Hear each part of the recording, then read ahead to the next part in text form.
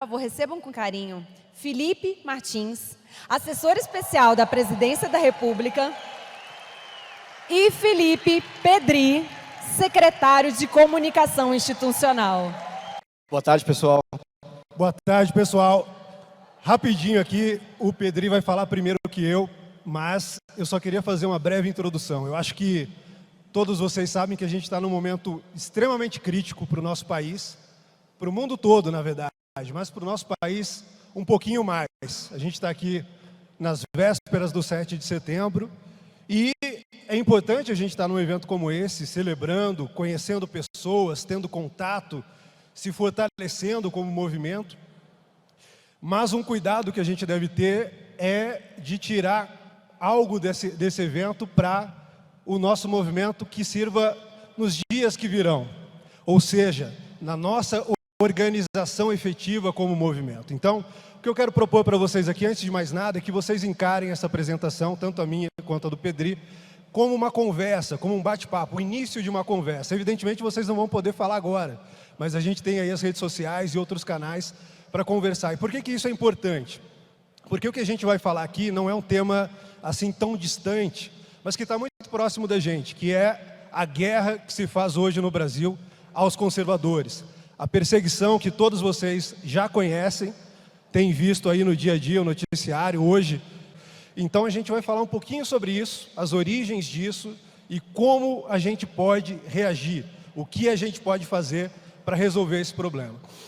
E aí, como eu disse, é só uma proposta inicial, é só o início de um diálogo que a gente tem que construir junto para que a gente possa se organizar e após se organizar, a gente possa ter ação eficaz para fazer cessar esses abusos, fazer cessar todos esses problemas que a gente tem aí visto dia a dia no noticiário, que tem nos preocupado bastante. Então, passo a palavra para o Pedri, que vai falar sobre esse aspecto mais pelo ponto de vista da comunicação. Obrigado, gente. Vamos lá. Bom, esse aspecto de perseguição aos conservadores é muito interessante, né? Porque a gente tem que estudar um pouquinho, e todo mundo sofre com isso, quais são as ferramentas que se utilizam contra a gente, como é que se materializa essa perseguição, né? Na política, na guerra política, as palavras é que são as armas, né? As balas são as palavras. Como é que essas palavras são construídas? Como se dá esse processo? Em que momento está inserido os momentos de maior perigo, onde nós temos que fazer o maior tipo de embate em relação a isso? Por favor. Enfim, vamos lá, para começar. Do fato à ação política, né, gente? Explicar um pouquinho como está se dando essa perseguição aos conservadores e por quê, né? A gente vive um ambiente onde, depois de 20, 30 anos, uma nova corrente política ascende no Brasil, né? A gente acaba com uma hegemonia cultural aí de 20, 30 anos por um meio, né? E esse meio são as mídias sociais, né? Como que se dá esse processo, né? Antigamente, ou há muito pouco tempo atrás, a informação era manipulada por interpostos culturais. Ora, quem eram os curadores da cultura ou da troca de informação que faziam com que a opinião pública tivesse uma só voz, né? Os jornalistas e os professores, ou seja, a academia e a mídia, né? Eles eram os curadores da notícia. As pessoas... Alô? As pessoas não conseguiam trocar informações diretamente e produzir uma associação política suficientemente pujante para que ocorressem outros resultados ou se modificassem resultados eleitorais. Então, por favor. Então, as redes sociais são esse novo momento, né, onde as pessoas conseguem, sem sindicatos, sem partidos, descobrir que elas têm a mesma ideia das outras, né? Ou seja, olha, ponto A dona Maria consegue identificar que o seu João tem um tipo de pensamento que é o dele, e esse pensamento não está na mídia, não está na academia, né? Todo esse processo vocês conhecem, né? Vocês sabem, mas é importante a gente saber o passo a passo dele, né? Então, essa livre associação política, ela mudou resultados eleitorais no mundo inteiro, não foi só no Brasil. Outra, por favor. Bom, por causa dessa livre associação política, esse establishment hegemônico, né, eles perderam muito poder, né? Como é que eles pensaram?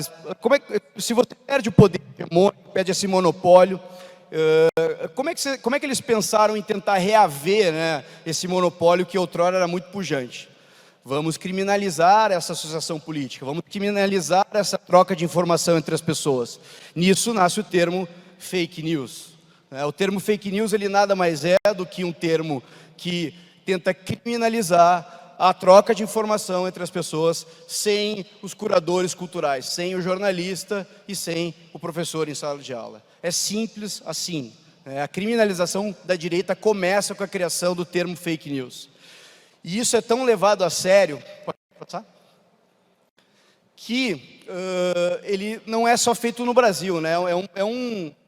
Foi uma estratégia, um ferramental criado a partir dos Estados Unidos e através principalmente da agência Poynter. A agência Poynter é uma ONG americana, financiada pelas entidades globalistas que nós já conhecemos, né?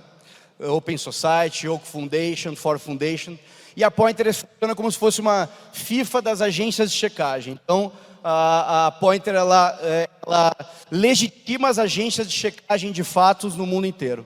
E essa Poynter, por favor, ela que legitima as agências de checagem no Brasil, ou seja, uma agência internacional através de financiamento de fundações internacionais que nós todos conhecemos, começa no mundo inteiro e principalmente no Brasil, dizer o que é verdade e o que não é verdade. Então, assim, a troca de informações no Facebook, no WhatsApp, vocês podem perceber que o WhatsApp reduziu, inclusive, os níveis de compartilhamento, né, e transmissão, estão agora controladas por agências de checagens financiadas por fundações internacionais. Então, o termo fake news, na verdade, é isso, né, a tentativa desesperada, né, desse establishment hegemônico de reaver o domínio da opinião pública, né, reaver a hegemonia do debate. Isso está muito forte e ele vai aumentando à medida que eles não conseguem reduzir de novo essa troca de informações. Pode passar? Bom, passado o termo fake news, eu queria chamar a atenção um pouquinho para como essas narrativas se materializam e influenciam na nossa vida, né? Como uma narrativa criada, que às vezes a gente acha que ela é boba, nossa, essa palavra aqui que foi criada, ela não condiz com a realidade, a gente não dá muita bola para isso. A gente vai deixando que essa palavra se materialize, e ali na frente essa palavra, ela acaba virando verdade, e depois que ela vira verdade, vem a ação política. E a ação política, ela é de verdade. Ou seja, pessoas hoje no Brasil estão sendo presas, pessoas estão sendo censuradas por narrativas. Isso é muito sério, pessoal. Então, aquele ditado de Confúcio, né, que dizia que as pessoas perdem a liberdade quando as palavras perdem o significado, é exatamente isso aqui. Então, o fato que depois vira uma narrativa, e essa narrativa repetida se materializa para depois virar ação política, é todo o caminho que essa guerra política faz para censurar os conservadores hoje em dia. Pode passar? Eu vou mostrar na prática aqui hoje uma das narrativas mais importantes que estão acontecendo, tá? Que é a narrativa dos atos antidemocráticos, tá? Ou seja, essa massa de pessoas que desde 2013 estavam no Brasil aí, não quebrou uma janela das manifestações, do dia para a noite virou antidemocrática, né? É um absurdo, mas repetidamente isso acaba virando realidade. Então aqui, ó, no primeira manifestação pró-governo, dia 26 de maio, que começa essa narrativa, né? Bolsonaro convoca um atos pró-governo dia 26. Então aqui começa a narrativa dos atos antidemocráticos, tá? Pode passar? Então, essa narrativa ela começa com alguns atores políticos, né? Algumas palavras que começam a sair na mídia, e isso começa a ser repicado. Nessa fase, gente, dessa fase da narrativa que eu chamo a atenção. Enquanto tudo está na narrativa e ela ainda não foi materializada, a gente tem a possibilidade de reversão desse processo, né? Agora, pode passar o slide? Aqui mais atos da narrativa, mais um slide, por favor. Aqui é interessante também, vocês notem que a palavra atos da antidemocrática, ela praticamente não existia até 2019, e do dia ela começa a existir e ganhar muita força na mídia, muita força nas redes sociais. Vejam que ela começa exatamente ali no ano de 2019 e 2020 ela tem aquele pico gigantesco justamente quando começa o inquérito, né? Então, ou seja, uma palavra que não existia no debate público e hoje já prende pessoas. Pode passar? Então, quando a gente sai da narrativa, né, e a gente deixa, né, acontecer uma materialização dessa narrativa, a gente tem uma espécie de pós-verdade, né? Essa pós-verdade, gente, quando a gente chega nesse nível já, né, de mentira repetida, a gente tem problemas, porque a pós-verdade ela já causa um dano tão grande que a gente dificilmente consegue voltar ao fato. Ou seja, toda a batalha nossa como direita, toda a nossa batalha pela linguagem, porque hoje, gente, não adianta, a batalha é pela linguagem. A liberdade é ter na linguagem a semântica das palavras, né? Um ato antidemocrático tem que ser um ato antidemocrático, não aquilo que a imprensa diz que é um ato antidemocrático, né? Então a gente tem que lutar por essa narrativa, né? A gente tem que lutar pelas palavras. Se a gente não lutar pelas palavras, nós vamos perder a liberdade. Então, quando a gente atinge esse estado aqui da pós-verdade, né, onde, pode passar aqui, onde a pregação midiática absurda em cima da mesma palavra, pode ir passando, gente, ó, materialização da pós-verdade, ó, notícias e mais notícias falando de atos antidemocráticos, aquilo começa a martelar, e isso faz com que, opa, pode voltar? Volta, por favor. Isso a gente entra na nossa última etapa desse ferramental de ação política, que é a própria ação política. Ou seja, quanto tem materializada a pós-verdade, vem a ação política. Ou seja, no conceito leninista de ação política, né, onde meios de ação política fazem a política, e o Dr. Ives aqui explicou um pouco sobre isso, né, como a política está invadindo outros poderes, a gente tem aqui nessa questão dos atos antidemocráticos, uma clara ação política em cima de uma narrativa que virou pós-verdade. Ou seja, a gente não consegue mais voltar para o fato. Pode passar? Então aqui eu tenho essa sequência para explicar para vocês visualizarem realmente. Então, o fato, a narrativa, a materialização, a ação política.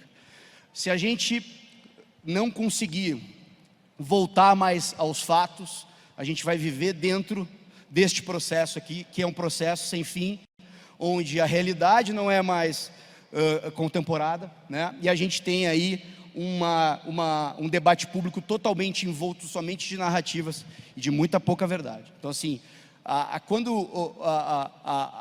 eu acho que os nossos esforços como direita, como movimento, eles têm que se concentrar sempre na narrativa. Eu acho que a direita brasileira ela precisa entender a importância dessa guerra de narrativa ainda, né?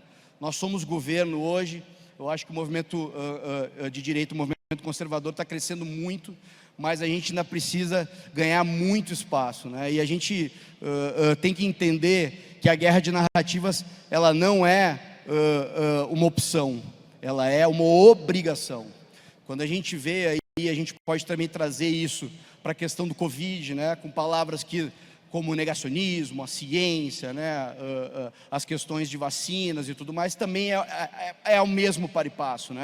Então, assim, é muito importante quando vocês se depararem com narrativas, conversando com outras pessoas, que vocês conversem com essas pessoas, que vocês não deixem essas pessoas continuar seguindo com aquelas narrativas, porque em algum momento elas vão se materializar e vão virar ação política, né? Então, assim, essa é uma guerra constante que nós vamos ter que continuar fazendo daqui para frente, né? E a gente tem que entender isso como se fosse a própria preservação da nossa liberdade, né? Então, assim, é muito importante entender esse processo, né? Eu vou passar agora um pouco para o Felipe, mas isso é tão verdade. Também eu vou trazer um outro exemplo claro aqui para vocês. A Folha de São Paulo, vocês sabem qual foi a maior fake news da eleição de 2018? Pensem aí.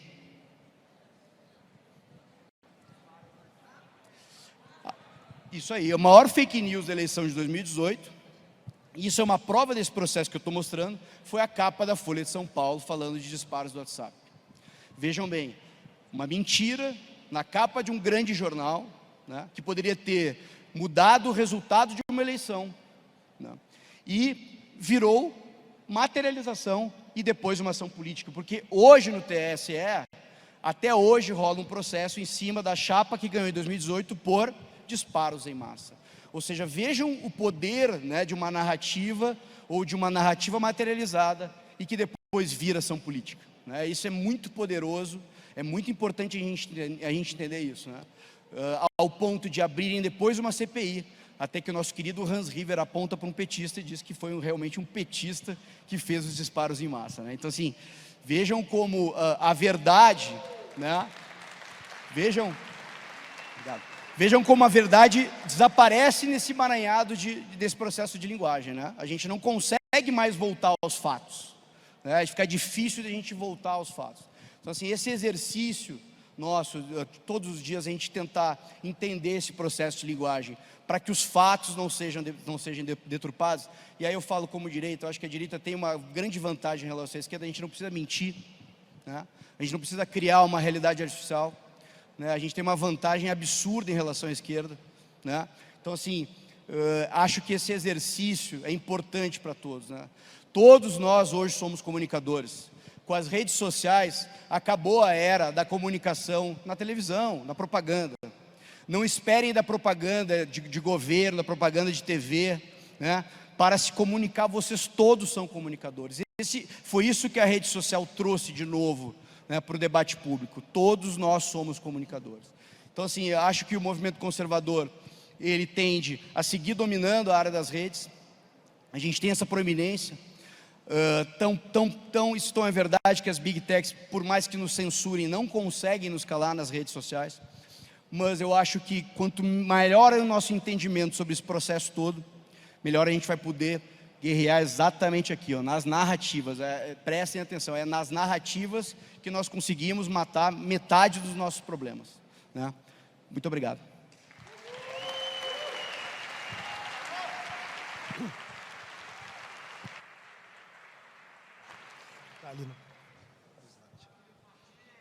Pessoal, mais uma vez, boa tarde. Então, continuando aqui de onde o Pedri parou, fica até um pouquinho mais fácil, porque, de certa forma, a compreensão da linguagem, da comunicação, sempre precede a ação. E eu vou tentar falar um pouquinho sobre ação, mas, como eu disse, eu quero que vocês encarem isso como uma conversa. E, como eu disse, é uma conversa sobre a perseguição aos conservadores no Brasil. E eu vou começar essa parte, a minha parte dessa conversa, contando a minha história. E vou fazer isso porque a minha história, de alguma forma, se confunde com a história da perseguição aos conservadores no Brasil. Vou pedir para o pessoal preparar o slide, mas, enquanto isso, vou trazer para vocês... Não, colocaram o slide errado. Não é essa seria outra palestra. Tá, enquanto eles encontram lá, eu vou conversando com vocês. Ainda em 2018, como o Pedri disse, a gente viu ali o choque que causou nos donos do poderes. Isso, agora acertamos. Guerra ao conservadorismo, o que fazer, como reagir. Pode passar o primeiro slide, a gente tem aí uma imagem dos cristãos no Coliseu sendo atirados aos leões, muito mais para que nos sirva de inspiração ao longo do que a gente vai fazer. Mas então, como eu dizia, a minha história se confunde com a perseguição aos conservadores. Em 2018, quando o presidente é eleito, ele não apenas afeta os poderes políticos estabelecidos, mas afeta também uma série de interesses econômicos. Como o Felipe Pedri disse, tornou a imprensa irrelevante, tornou os marqueteiros milionários, que custavam ali milhões e milhões, a ponto de ter que usar caixa 2 de empreiteira para pagar o cachê deles, irrelevantes. E uma série de outros interesses econômicos foram afetados. Então, para que 2018 não se repetisse, eles começaram a fazer uma série de ações. Então, pode passar aqui só uma lembrança de que a ação começa com a autocrítica e com esse exame de consciência. Aqui, quando eu fui nomeado, algumas matérias, né, que já vinham me rotulando. Então, ali, 12 de janeiro de 2019, muito pouco se sabia sobre mim, mas estava lá na capa do Estadão me chamando de jacobino. E junto com essa matéria veio uma coisa muito curiosa, que foi uma lista de pessoas que defendiam o presidente na internet, já marcadas ali de alguma forma como milicianos virtuais. Isso que veio agora dar o nome desse último inquérito aberto arbitrariamente pelo STF. Também aqui uma mais recente dizendo que eu havia caído, que eu havia sido demitido em uma das tantas e tantas fake news que propagaram aí ao longo desses quase 3 anos sobre a minha demissão e sobre outras coisas. Pode passar, por favor. Então, aqui eu tenho um conjunto de apelidos, né? Olavista, ideológico, Robespirralho, Sorocabeno, Jacobino, reacionário. E isso foi uma das formas como eles foram marcando pessoas como eu, pode passar, por favor, para que eles pudessem preparar o terreno da ação contra nós. Aí vocês veem aqui a milícia virtual bolsonarista, que também ainda em 2019, isso foi uma foto que eu tirei com líderes de movimentos conservadores através do país, reuni esse pessoal para receber um feedback e ver o que eles estavam pensando sobre o governo Bolsonaro. Nada mais democrático do que a consulta popular, mas através de uma matéria, inicialmente na Cruzoé, isso foi transformado em um crime. Eu até vejo aqui algumas pessoas que estavam nesse encontro e que depois tiveram muita dor de cabeça simplesmente por aparecer uma foto ao meu lado. Depois eles criaram a nomenclatura Gabinete do Ódio e falava que o Gabinete do Ódio, a minha equipe, a equipe dos meus amigos, estava por trás da divisão da família Bolsonaro, da divisão do governo Bolsonaro, por trás da radicalização, e com isso eles deram início a uma série de ações. Pode passar, por favor. Então, aqui a gente já chegando um pouco mais recentemente, voto de censura do Senado, me chamando, vocês devem ter visto, porque eu não posso nem arrumar o meu terno em paz, me chamando de nazista, e também a CPI da Covid, coloquei ali a Cruzoé, que foi curioso, que chamou a atenção até deles. Com base em tudo isso, quando você começa a demonizar a pessoa, olha, esse cara é um radical, ele é um jacobino, ele é parte de um gabinete do ódio, ele é um miliciano digital, você consegue fazer com ele qualquer coisa. Então eles colocaram ali a abrangência da quebra de sigilo de Felipe Martins para apuração de compra de vacinas. E qual foi essa abrangência? Uma CPI com a desculpa de investigar Covid, pandemia, quebrou todo o meu sigilo de 2018 até hoje, com toda a minha localização nesse período, por GPS, por Bluetooth, por todos os meios possíveis, 4G, Wi-Fi, etc. Quebrou todo o meu sigilo das conversas, Facebook, Instagram, qualquer um que tenha me mandado e talvez esteja lá sendo lido pelo Renan Calheiros ou pelo Randolfo Rodrigues. Também quebraram acesso às minhas fotos, acesso até mesmo, assim, é a coisa mais abrangente que eu já vi, assim, é um negócio totalmente inimaginável. E até, por curiosidade, conversei com alguns amigos da Polícia Federal que confirmaram isso para mim e disseram que esse tipo de quebra de sigilo não ocorre nem mesmo com chefes do tráfico ou suspeitos de terrorismo.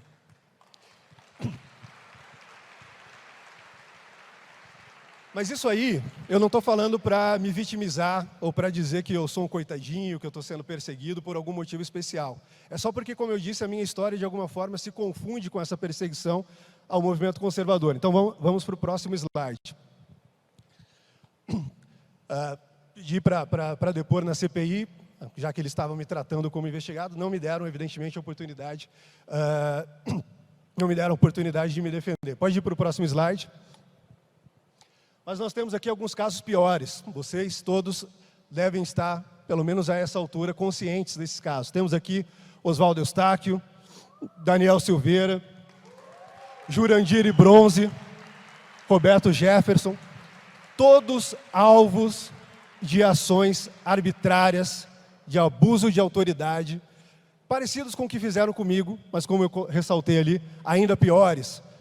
O Eustáquio, como vocês sabem, foi parar na cadeia por exercer o seu ofício de jornalista e acabou numa cadeira de rodas. O Daniel Silveira, mesmo gozando de imunidade material, também foi preso arbitrariamente num novo instituto legal, que é o flagrante eterno. O Jurandir e o Bronze foram presos por protestar numa avenida livre, em frente ao prédio de um ministro do STF. E o Roberto Jefferson também foi preso por sua opinião. Então, vamos adiante, vamos entender um pouco esse processo. Por que a gente chegou aqui, o que é o responsável? Pode passar o próximo slide. Então, vejam aqui a perseguição judicial e política que, desde o início, a gente vem sofrendo. Em 2018, como eu disse, o presidente afetou uma série de interesses políticos, econômicos, e eles se colocaram a seguinte pergunta: como impedir que 2018 se repita? Então, eles começaram lá atrás, 2018, o Pedri falou, inquérito para investigar disparos em massa. Disparo em massa. Fizeram a investigação, concluíram que não havia disparo em massa, e não só não havia disparo em massa, como quem havia praticado tinha sido o adversário do presidente, o Haddad. No entanto, isso não foi arquivado, segue lá para o achaque do presidente. Depois se criou a CPMI das fake news, que foi aquele show de horrores, onde o presidente da CPMI, desavergonhadamente, mostrou nos seus vídeos, ele na China, ele na Rússia, buscando tecnologia para combater fake news, o que nós sabemos que é apenas uma desculpa, um disfarce para o controle do discurso.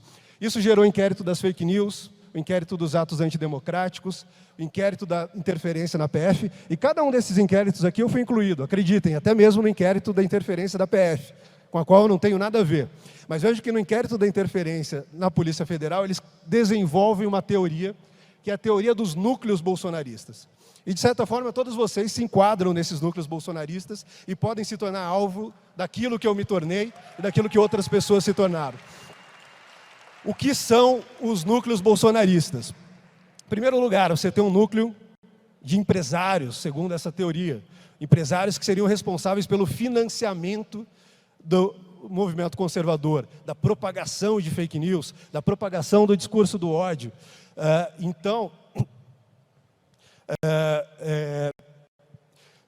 Eles vão fazendo isso. Empresários, parte desse núcleo, o que acontece, essa pessoa serve de exemplo. Ela tem seu sigilo quebrado, sofre busca e apreensão, para que outros empresários não sigam pelo mesmo caminho.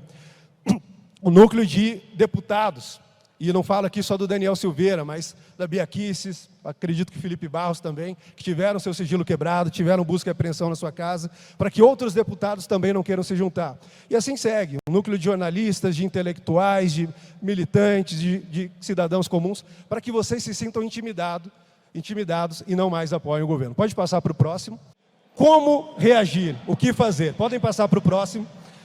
E quando a gente pensa em reagir, eu quero ressaltar aqui que a nossa prioridade não é divulgar uma determinada agenda, ou seja, nós não temos que nos preocupar tanto neste momento em avançar a agenda conservadora, mas em restaurar, em criar as condições morais, intelectuais e legais mais gerais para que o nosso movimento possa existir. Pode passar para o próximo.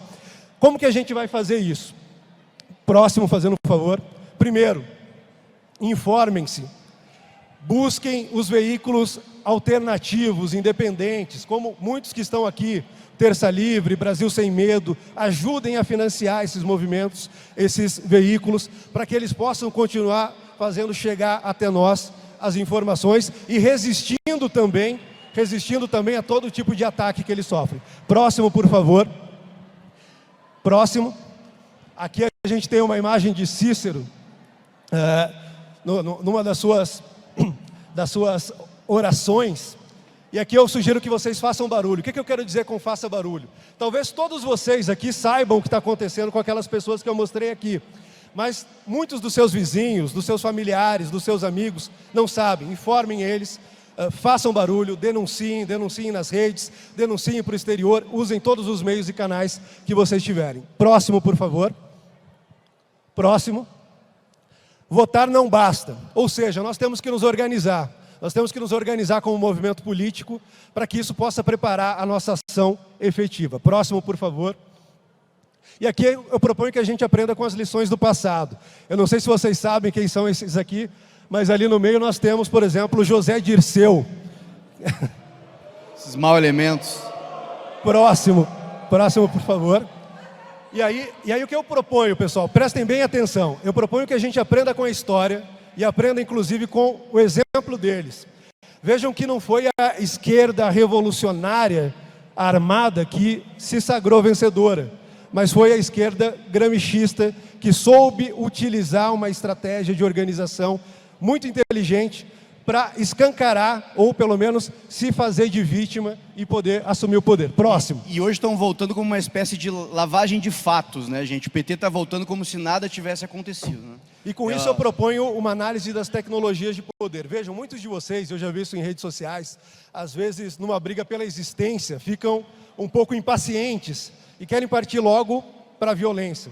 Eu peço, mais uma vez, evitem isso a todo custo. Não só porque isso é imoral, não só por uma questão de convicção religiosa ou filosófica, mas também por uma questão de eficácia. Próximo, por favor.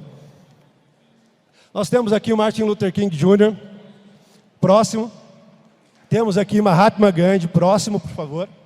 O movimento Solidariedade, que livrou a Polônia do comunismo no leste europeu, próximo. Aqui nós temos a Praça Tahrir, no Egito, que muito recentemente também conseguiu se libertar da Irmandade Muçulmana. Próximo, por favor. Pelas redes sociais, diga-se de passagem, né? Sim. Aqui a Revolução de Veludo, na República Tcheca. Próximo. E mais recentemente, Ucrânia. Próximo, Euromaidan. Também na Ucrânia, com a participação dos clérigos ortodoxos. Próximo, por favor. E aí, o que eu quero que vocês levem? Se vocês não levarem mais nada dessa apresentação, eu quero que vocês levem esse dado.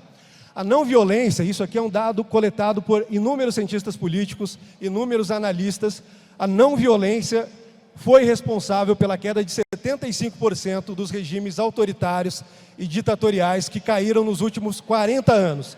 Ou seja, a não violência não só é preferível por questões morais, mas também pela sua eficácia. Por favor, o próximo.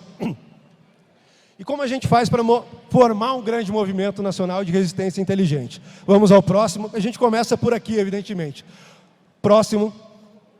Primeiro, a gente precisa ter capacidade analítica, a gente precisa entender o momento que a gente está vivendo, a gente precisa analisar toda a composição de forças, entender quais são os condicionantes e propor uma ideia de como agir. Próximo. Identificar os condicionantes, já falei basicamente aquilo que restringe a nossa atuação, os obstáculos, as dificuldades. Próximo. E temos que saber também calcular as nossas habilidades, sobretudo a nossa criatividade para vencer esses condicionantes. Próximo, por favor. De novo, disciplina pacífica. Exercitem isso já no dia 7. Exercitem isso já no dia 7. Se vocês virem qualquer tipo de ação estranha, se afastem, denunciem, não tomem parte disso. Isso é tudo o que eles querem para vender para o mundo, que a gente está repetindo aqui, o 6 de janeiro, que ocorreu nos Estados Unidos. Próximo. Nossa reação depende, em última instância, de nossa capacidade de nos libertarmos a nós mesmos. E o que isso significa? Significa, antes de mais nada, que nós precisamos nos unir, mas não apenas uma união etérea. A gente precisa se unir para fortalecer os mais fracos, proteger os mais vulneráveis, animar uns aos outros, para que a gente possa ter a coragem e o entusiasmo necessário para enfrentar o que a gente vai enfrentar. Nenhum tipo de regime autoritário, nenhum tipo de decisão autoritária cai simplesmente porque nós pedimos para eles gentilmente, ou porque nós pedimos, talvez, não tão gentilmente. Mas se nós resistirmos, se nós formos inteligentes, se nós soubermos agir com criatividade e mostrar para o mundo o que está se passando aqui, e que nós somos os verdadeiros defensores da liberdade, que nós somos os verdadeiros defensores da democracia, a gente começa a mudar isso. Próximo, por favor. Devemos nos fortalecer a nós mesmos. Próximo. Devemos fortalecer a população em sua determinação, autoconfiança e capacidade de resistência. Por favor, parem com discursos derrotistas. Ninguém disse que seria fácil, ninguém prometeu que o presidente Bolsonaro ia chegar lá e ia resolver todos os problemas. A gente herdou um país que foi governado nos últimos 20, quase 30 anos, pelo que há de mais eficaz, de mais moderno na tecnologia e de poder marxista. E não é difícil a gente se livrar disso. Então, não esperem milagres, não esperem soluções miraculosas, rápidas, mágicas. Isso não vai acontecer. E lembrem-se sempre, a gente tem que sempre seguir adiante. A gente não tem escolha. A briga pela nossa existência, a briga pelo nosso direito de existir como movimento, como organização política. Então, sigam sempre fortalecendo-se uns aos outros. Próximo, por favor. Nós devemos fortalecer os grupos sociais e as instituições independentes desse grupo oprimido, das pessoas que estão, de certa forma, sendo alvo. Então, como eu disse, os veículos de comunicação, organizações como aqui está organizando este evento, o Instituto Conservador Liberal, e outras tantas organizações que existem por aí, dependem do esforço de vocês também, do trabalho voluntário, das doações que vocês possam fazer, da divulgação do trabalho e de outros meios de fortalecer essas instituições. Próximo. Nós devemos criar uma poderosa força interna de resistência. O que isso significa? Significa que a gente precisa agir, mas não de qualquer forma. A gente precisa desse próximo passo aqui. Por favor, próximo. Nós devemos desenvolver um plano estratégico para a libertação e implantá-lo com habilidade. E eu acrescentaria também com inteligência. A gente vai desenvolver esse plano, eu me proponho a fazer isso, tem outras pessoas que se propõem a fazer isso. Vocês vão saber pelas redes formas de se integrar a esse esforço, formas de colaborar com esse esforço, e a gente vai se organizar de forma muito inteligente, como eu disse, nos passos de Martin Luther King Jr., nos passos de Mahatma Gandhi, e até mesmo nos passos de alguns esquerdistas que souberam utilizar isso de forma muito inteligente. Então, aqui, como eu disse, é só o início de uma conversa. Próximo, por favor. Algumas armas que nós temos. Próximo. Escolher as nossas batalhas. Eu vejo muitas vezes conversa furada no nosso meio, de que a gente não deve articular, que o presidente está errado em dialogar com o Centrão. Errado, errado. A gente está num momento de briga pela nossa existência. Então a gente tem que conversar com todo mundo que queira cerrar forças com nós e nos ajudar, como eu disse, a preparar aquelas condições mais gerais. Próximo, por favor. Táticas de concentração e de dispersão. Isso aqui eu não vou me alongar, era um assunto um pouquinho mais longo, só vou dar 2 exemplos. Próximo, por favor. Um exemplo aqui, na Praça Tahrir, que eu já havia mostrado. Uma das preocupações, quando eles estavam reunidos na Praça Tahrir, é de que aquele movimento fosse manipulado pela Irmandade Muçulmana e que as minorias fossem massacradas. Como que eles conseguiram resolver isso e mandar um recado para o mundo? Vocês veem essa primeira foto aqui, um cordão de cristãos protegendo muçulmanos para que orarem, ou seja, eles mandaram um recado para o mundo de que aquele era um movimento que integrava diferentes religiões, diferentes credos, e conseguiram resolver o problema. Pensem de forma criativa para fazer o mesmo aqui. Hoje, infelizmente, no exterior, há muitas pessoas que compram a versão da imprensa, e nós somos os autoritários, nós somos a ameaça à democracia. Mas nós temos que reverter isso, nós temos que mostrar para ele que nós estamos lutando pela liberdade, pela democracia. Próximo, por favor. Conquistar o medo, estimular o entusiasmo. Isso aqui vai ficar claro com uma única imagem. Próximo, por favor. Todos vocês conhecem essa imagem, todos vocês já viram essa imagem icônica. O que motiva uma pessoa, mesmo sabendo que talvez ela não tenha vitória, a fazer isso aqui? É a consciência de que a briga, a luta pela liberdade vale mais do que qualquer outra coisa, que está acima de todas as outras lutas, está acima da nossa própria vida. Próximo, por favor. Comunicação e humor, não preciso explicar, o Pedri já falou muito sobre isso. A gente precisa reverter o modo como eles colaram em nós uma série de rótulos, e as principais ferramentas são essas. Próximo, por favor. A resistência à violência e a resistência à não violência têm algo muito importante em comum. Ambas são como que encenações em um palco em busca de atenção. Isso aqui, mesmo a guerra tradicional, o uso da violência, é sempre isso aqui. É busca de atenção para uma causa. A gente não vai cometer esse erro, a gente vai para aquela que chama a atenção de forma mais eficiente, que é a não violência. Próxima. Não vamos mudar nada se ficarmos sentados em casa clicando, isso é evidente. Então, o que eu proponho para vocês, a gente vai começar a organizar agora. Depois, pelas redes sociais, eu vou mostrar como a gente vai fazer isso e eu espero contar com a colaboração de vocês. Vocês me prometem que vocês vão colaborar? Pessoal, a gente não vai parar. Isso foi só o começo. Eu acho que essa revolução tocqueviliana que está acontecendo no Brasil, a partir de 2013, ela não pode parar. A gente entendeu que o país precisava ser pego pelas mãos. Estamos aqui, mudando o país. O governo é um governo reformista, que tem investido em feridas enquanto ele fala, fazendo um favor. Mais de décadas. E aqui só uma lição de casa para vocês. 2 filmes e um livro. Aqui a Force More Powerful, que mostra como a ação não violenta, a resistência não violenta foi bem sucedida ao longo da história. Ali na ponta, a história das manifestações na Praça Tahrir, nós temos muitos acertos e erros a aprender com eles. Eu acho que vale muito a pena assistir, está disponível no Netflix. E no centro, um livro com um recado bem claro. Da ditadura à democracia, do Gene Sharp, talvez o maior especialista, o maior conhecedor desse tipo de tecnologia do poder, e um alerta: perigo. Em ditaduras, este livro pode levá-lo à prisão. E com isso eu quero só deixar um alerta, caso nós tenhamos problemas com a justiça, está bem claro aqui, isso só é proibido em países como a Coreia do Norte, como a Venezuela, como o pior tipo de regime que você possa imaginar. O Irã abomina o Gene Sharp, a Coreia do Norte abomina o Gene Sharp, a Venezuela abomina o Gene Sharp. E se o Brasil entrar para esse rol, é sinal ainda mais escancarado de que as nossas coisas vão de mal a pior. Passo a palavra de novo para o Pedri. Eu queria encerrar exatamente dizendo isso, né? Isso é só o começo.